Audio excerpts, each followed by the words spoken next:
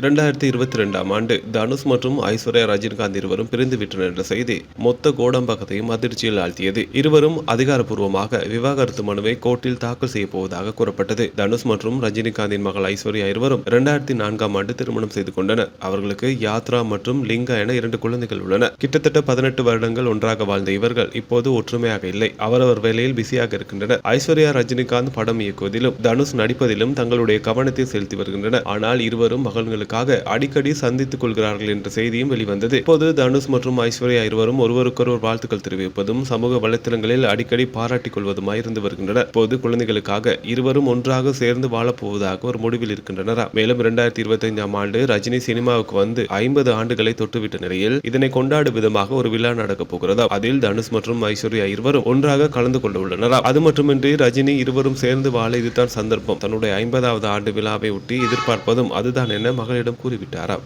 உலக நடப்புகளை உடனுக்குடன் அறிந்திட News 21 தமிழோடு இணைந்திருங்கள்.